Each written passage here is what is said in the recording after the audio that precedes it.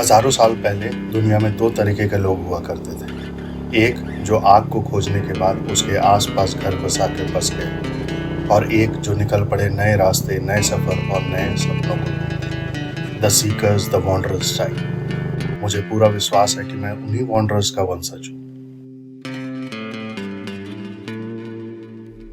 मैंने कहीं पढ़ा था, man is born free yet he is chained from everywhere. Family, career, जिम्मेदारियां और ना जाने क्या क्या।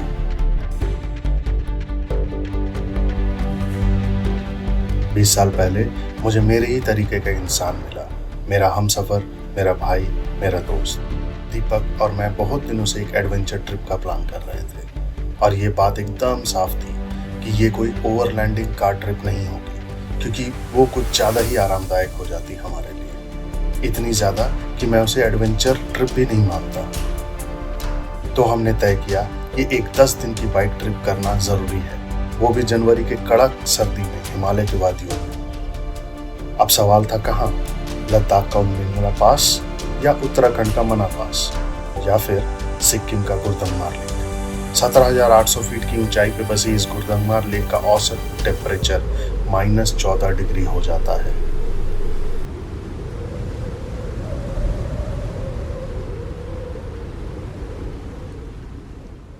कुछ साल पहले यहाँ तक आना उतना मुश्किल नहीं था, लेकिन आपने न्यूज़ में सुना होगा 2 साल पहले यहाँ इतिहास का सबसे भयानक फ्लैश फ्लड आया और अपने साथ साथ सारे रास्तों को बहा ले गया। पूरा इलाका भारत के मुख्य भूभाग के संपर्क से कट गया।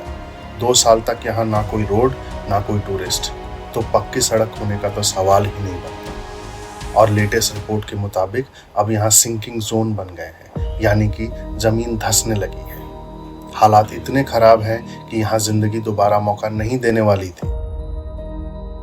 और सबसे ऊपर यहाँ ऑक्सीजन इतना कम हो जाता है कि 10 में से 7 लोगों को चक्कर, उल्टी तो जरूर ही आती है। और सिर्फ 30 मिनट रुकने के लिए आपको एक ऑक्सीजन पंप लेके जाना पड़ता है। और अगर आप ये सब झेलने का मन बना रहे हैं तो आपको एक बात और जान लेनी चाहिए। यहाँ पहुँचने में कम से कम 2 दिन लग जाते हैं, और ये इंडियन मेनलैंड से इतनी दूर है कि मेडिकल फैसिलिटी तो छोड़िए, यहाँ एक पेट्रोल पंप तक नहीं है। ये सब सोचकर मन में एक सिहरन भरी आवाज उठी। अब इसे तो कहते हैं असली बाइक एडवेंचर ट्रिप। एक ख्याल कि वहाँ सिर्फ बस हम होंगे और हमारी बाइक। अगर हम ये बाइक ट्रिप पूरी कर पाए तो मुझे यकीन है कि जिंदगी और उसकी मुश्किलें भी आसान लगने लगेगी। इसलिए तो हमने ये करने का मन बना लिया था। यही था हमारा एकमात्र मोटिवेशन। रॉयल एनफील्ड मीटियोर 350 हमारे इस चुनौती का भरोसेमंद साथी है। The steel frame dragon. मैं इसे कहता हूँ माई फ्रीडम मशीन। अब यहाँ कैसे और हम क्यों आए, और क्यों हमारे 2 दोस्त हमें बीच रास्ते में छोड़कर वापस लौटने पे मजबूर हो गए, ये सब मैंने पिछली वीडियो में दिखा दिया है। आप जरूर देखिएगा, ये पार्ट उस कहानी का आगे का भाग है। हमारे 2 दोस्त जाते जाते एक और जिम्मेदारी दे गए थे। अब ये ट्रिप हमें उनके लिए भी पूरी करनी थी। अगले दिन हमें यह सफर नॉर्थ सिक्किम की ओर बढ़ाना था, लेकिन मन में एक अजीब सा खालीपन था, जैसे कि कोई टीम बिखर सी गई। शायद अब वो मजा नहीं रहेगा जो 2 दिन पहले तक आ रहा था। चारों दोस्त एक दूसरे को छेड़ते, मजाक करते, मिलकर एक अच्छा माहौल बना रहे थे। अब कुछ अधूरा अधूरा सा लग रहा था। मन को थोड़ा हल्का करने के लिए हम दोनों ने सबसे पहले हनुमान टोक जाने का फैसला किया, ताकि आगे के सफर में हनुमान जी का आशीर्वाद साथ रहे। हनुमान टोक पहुंचने पे हमें वहां बजरंगबली की विशाल मूर्ति के दर्शन हुए। जब से हम यहाँ पहुंचे हैं, हर दिन कंचनजंगा का एक नया विराट रूप दिख रहा है। हर सुबह ये शानदार नजारा दिल को काफी मोटिवेट कर रहा है। वापसी में हम एंचे मठ भी होते आए।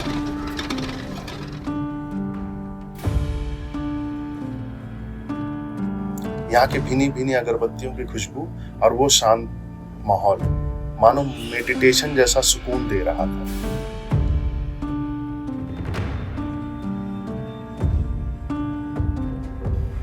कुछ देर वहां बिताने के बाद हमें थोड़ी शांति मिली।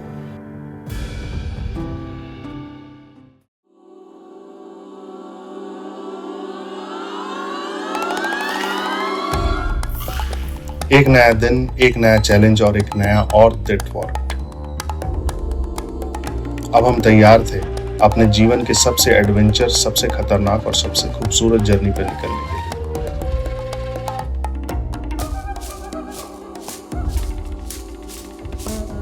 नॉर्थ सिक्किम जाने के लिए गवर्नमेंट परमिट इशू कर दी। हमें उस दिन ये परमिट मिलते मिलते 10 बज गए, जबकि हमारा प्लान था सुबह 7 बजे तक निकल जाने का।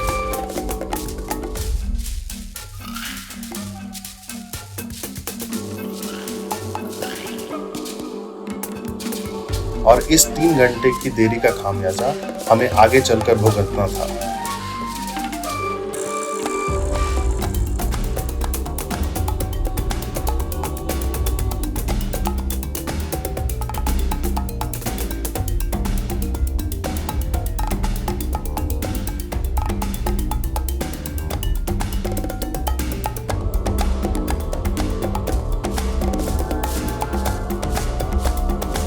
गैंगटॉक से आगे बढ़ते हुए एक लोकल दोस्त ने हमें कहा था, रास्ते में एक जगह आएगी कबिलुंचक, वहां जरूर रुकना। यही वो जगह है।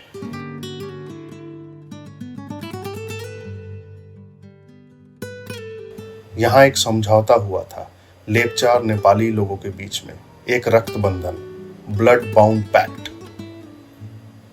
ना आगे कभी जंग होगी ना नफरत।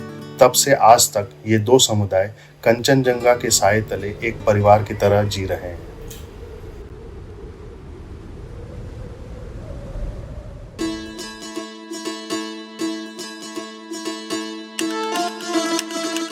नॉर्थ सिक्किम, जिसे उसकी हसीन वादियों, खूबसूरत लैंडस्केप और अनछुए नेचर के लिए जाना जाता है।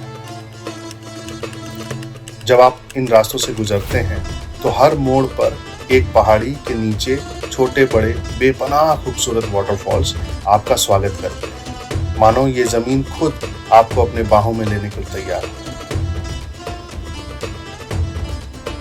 उसमें से सबसे पहला वाटरफॉल था 7 सिस्टर्स वाटरफॉल। कहते हैं ये 7 बहनें कभी एक दूसरे से अलग नहीं होती, एक साथ गिरती हैं और एक साथ ही बहती हैं। एक लोकल कहानी है कि इन झरनों में सिक्किम की 7 पवित्र नदियों का आशीर्वाद बसा है।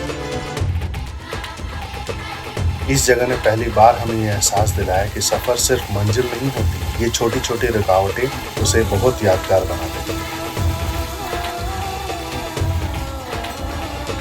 नज़ारे इतने शानदार थे कि हम बस देखते ही रह गए। आगे रास्ता माउंटेन जंगल से होकर गुजरने लगा। यहाँ के घुमावदार मोड़ ने हमारी स्पीड को धीरे धीरे धीमा कर दिया और फिर कुछ ही दूर चलकर हमें बीच जंगल में रोक दिया गया। चल जाएगा। ये लोकल से क्या है? अच्छा।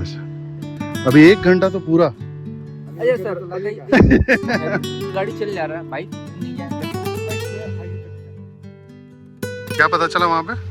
अभी बात किए हैं अभी पुलिस वाले से, तो उसने बताया कि अभी आगे कारपेटिंग चल रहा है रोड का। 1 घंटा हम लोग को रुकना है। अच्छा, 1 घंटा रुकना है। और अभी हम लोग का टाइम जो है, हम लोग 1:14 हो गया है। कम से कम 1-1.5 घंटा लेट हो गए। 1:14 हो गया है और हम लोग को अभी 1 घंटा का और जर्नी करना है मनगन तक। तो ठीक है, मतलब ये सब चीजें यहाँ पे ध्यान रखने का कि कभी भी यहाँ पे ऐसा कुछ हो सकता है। और देखते ही देखते 2-3 किलोमीटर का ट्रैफिक जाम लग गया। ये तो हमने सोचा ही नहीं था।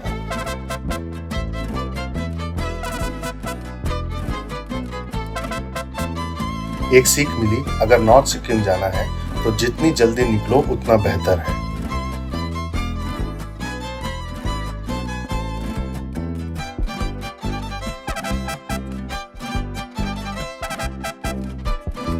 यहाँ से निकलते निकलते दोपहर के 2 बज गए थे और अभी हम आधे रास्ते को भी पूरा नहीं कर पाए थे, लेकिन हम दोनों दोस्त इन हसीन वादियों में मस्ती से चले जा रहे थे। कुछ ही दूर चलते हुए एक छोटा सा टाउन आता है, मंगन, जो नॉर्थ सिक्किम का एक बहुत इंपॉर्टेंट पड़ाव है। मंगन का ये 0 पॉइंट है। ये पर्टिकुलर जगह पे आप जितना भी अपोजिट साइड देख रहे हो, सिक्किम का ऑरेंज जो ऑर्गेनिक ऑरेंज है वो होता है। आप नीचे देखिए, टेस्टी होता है, रसीला होता है। और क्योंकि ये ऑर्गेनिक है पूरा स्टेट, तो यहाँ का ऑरेंज जो है वो विदाउट फर्टिलाइजर होता है अपने नेचुरल हैबिटेंट में। यही वो जगह थी जहाँ हमारी बाइक रेंटल कंपनी ने हमें एडवाइस किया था कि यहाँ से आगे पूरे नॉर्थ सिक्किम में एक भी पेट्रोल पंप नहीं है, तो 2-3 दिन के लिए पेट्रोल भरवा लेना। हमने अपनी बाइक को फुल टैंक कराया और 5-6 लीटर एक्स्ट्रा पेट्रोल एक प्लास्टिक के जार में भी भरवा लिया। साथ ही एक ऑक्सीजन पंप भी ले लिया फॉर सेफ्टी। लेकिन जरूरी दवाई तो लेना ही भूल गए, सोचते हुए कि आगे कहीं ले लेंगे। ये छोटी सी गलती हम पर कितनी भारी पड़ने वाली थी, इसका एहसास तब नहीं हुआ था। अगले ही मोड़ पे हमें एक छोटा सा किचन दिखा। बाहर बैठ के खाने की एक प्यारी सी शांत सी जगह दिखी, तो हम वहीं रुक गए। हमें खाना एक कांसे के थाली में परोसा गया। चावल और मक्के के दाने, चिकन ग्रेवी, सब्जी, दाल और सलाद, जिसका स्वाद बेहद ऑथेंटिक, टेस्टी और बहुत यूनिक लगा। हम हर एक पल को अपने दिल में एंजॉय कर रहे हैं। तभी रेस्टोरेंट के ओनर ने पूछा, आप दोनों कहाँ जा रहे हैं? हमने कहा लाचेन। वो चौंक गया और बोला, अरे तो जल्दी निकलो, 3:30 हो चुका है और अभी पहुंचने में तुम्हें और 5 से 6 घंटे लगेंगे। ये सुनते ही हमारे होश उड़ गए। हमने पूछा, पर गूगल मैप्स तो केवल 3 घंटे दिखा रहा है। गूगल मैप्स यहाँ काम नहीं करता भाई। नागा वाटरफॉल वाला पुराना रूट बंद कर दिया गया है। नया रास्ता करीबन 35 से 40 किलोमीटर घूम कर जाना पड़ता है। और हमारे तोते उड़ गए और हम खाना खत्म करके तुरंत वहां से निकल पड़े। यहीं से शुरू होता है नॉर्थ सिक्किम का सबसे टफ रूट। रास्ते में धूल और बार बार होने वाली बारिश के चलते स्लश बन गया था। बाइक कीचड़ में फिसलने लगी थी। और तभी आता है इस इलाके का सबसे पहला चेक पॉइंट, तीस्ता नदी के किनारे।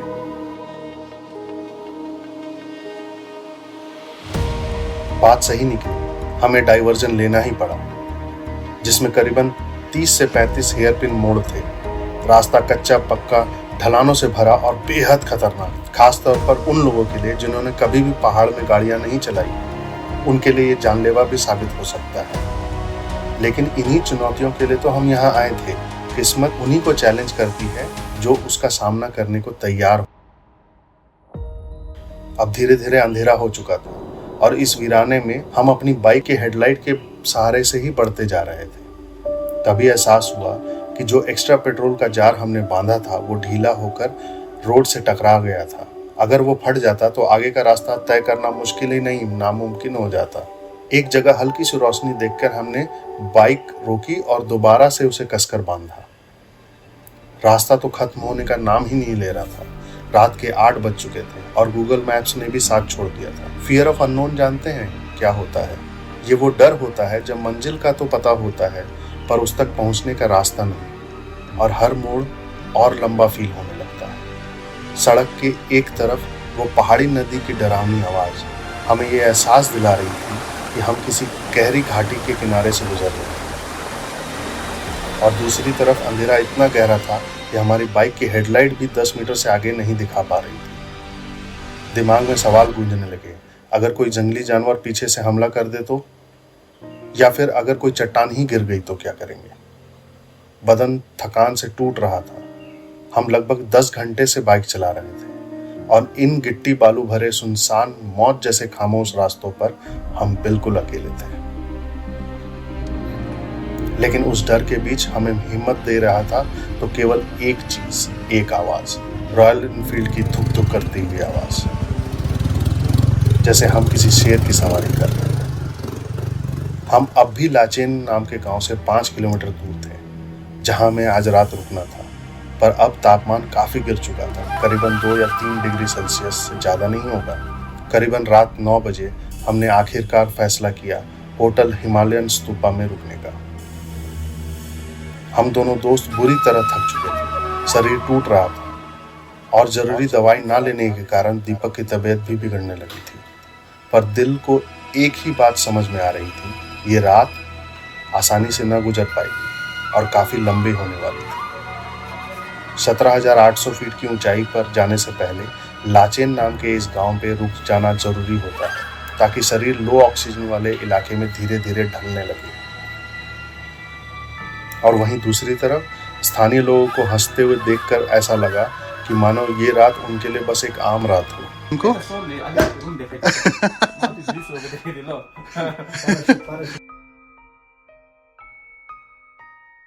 हम समझ चुके थे कि ये सफर सिर्फ रास्तों का ही नहीं, ये सफर खुद में भी एक सफर था। हमने गैंगटॉक से लाचेन के बीच में ऐसे रास्तों से होकर कल रात यहाँ पहुंचे थे कि जो अब तक की पूरी जर्नी में सबसे मुश्किल थे, खतरनाक, सुनसान और हर पल एक नई चुनौती देते हुए। ये रास्ता न सिर्फ बाइक की ताकत बल्कि राइडर की हिम्मत की भी कड़ी परीक्षा लेता है। लेकिन इन मुश्किलों को पार करते हुए एक अलग ही दुनिया मिलती है। वीरान पहाड़ियों के बीच गुजरते हुए घुमावदार रास्ते, जहाँ पहाड़ों की खामोशी शब्दों से कुछ ज्यादा बयान कर जाती है। कुछ ऐसा था हमारा फर्स्ट इम्प्रेशन लाचेन विलेज को लेकर। एक बात जरूर कहूंगा, इस जर्नी को पूरा करने का जुनून मेरे दोस्त में मुझसे कुछ ज्यादा था। रात भर खांसी और जुकाम के कारण वो शायद ही सो पाया होगा, पर सुबह 6 बजे बिल्कुल समय पर वो मुस्कुराता हुआ तैयार था हमारे इस सपने को पूरा करने। No complaints, not a single word. उसके लिए बहुत आसान था खांसी, बुखार और जुकाम के कारण यही रुक जाना। आखिरकार हमने अपने सपनों को ऑलमोस्ट पा ही लिया था, पर क्या यहाँ तक आके रुक जाते और हार मान जाते? उसने कहा, सवाल ही नहीं पैदा होता। आज का वह आखिरी सफर कितना मुश्किल होने वाला था, इसका अंदाजा आप सिर्फ यह जानकर लगा सकते हैं कि आज हम जिस जगह पे हैं वो 8,838 फीट की ऊंचाई पे है और 70 किलोमीटर दूर जहां हमें ये सफर खत्म करना है वो गुरदंगमार लेक 17,800 फीट की ऊंचाई पे है। मतलब कुछ ही घंटों में हमें लगभग 10,000 फीट की ऊंचाई चढ़नी थी।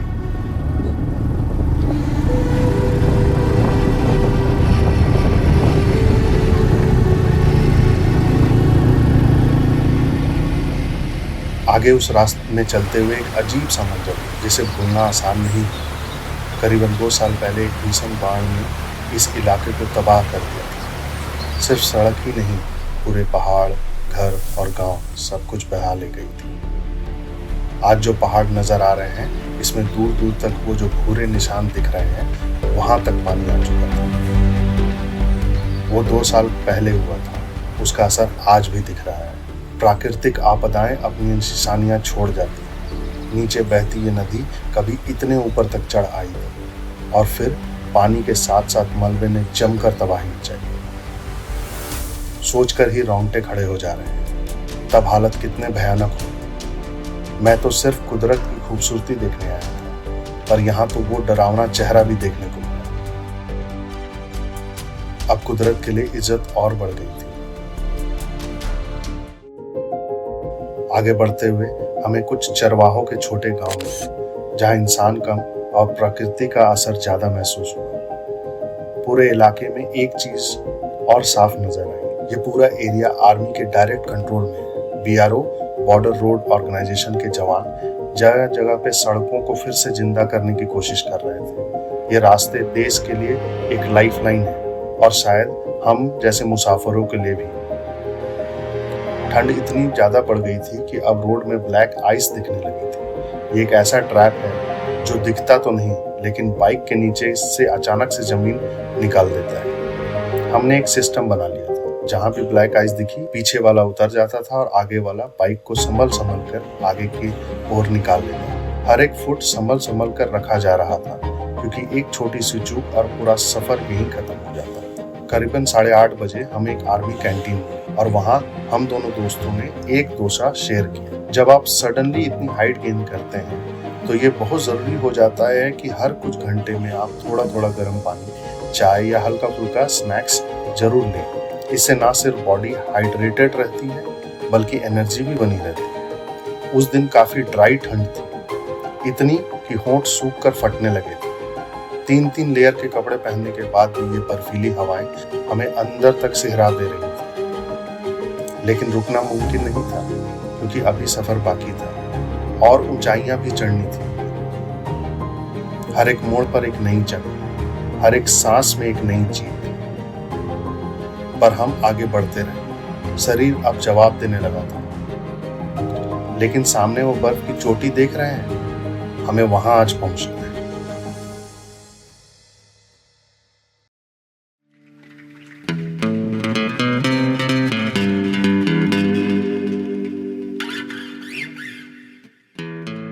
गुरदंगमार लेक के पास ये पहाड़ सुनसान और वीरान है। ना पेड़ ना हरियाली, सिर्फ पत्थरों से ढके हुए विशाल विशाल पहाड़ और इसके बीच से गुजरती ठंडी बेरहम हवाएं। ये अपनी खामोशी में बहुत कुछ कह जाते हैं।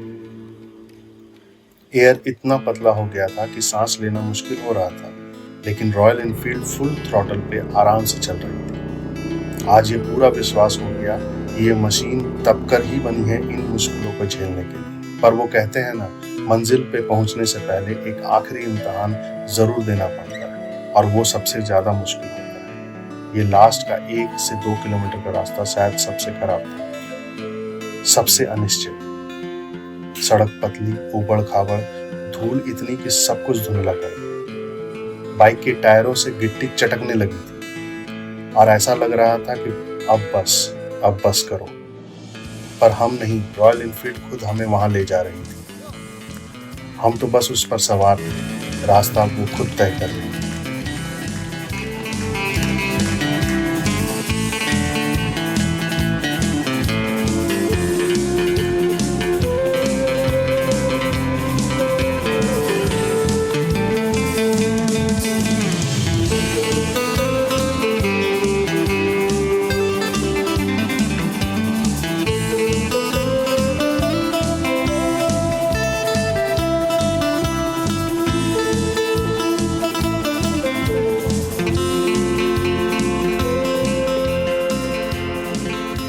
और तब आता है वो नजारा जिसने हमें हमारी जिद से जीतने का एहसास दिलाया।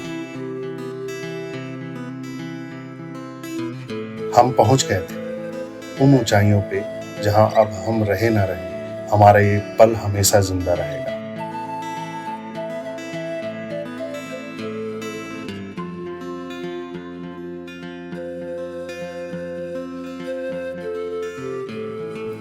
हमने वहां पहुंचकर अपने उन 2 दोस्तों से किया वादा पूरा कर लिया था। वो भले हमारे साथ वहां नहीं थे, पर उनके होने का एहसास हम दोनों को एक साथ महसूस हो रहा था।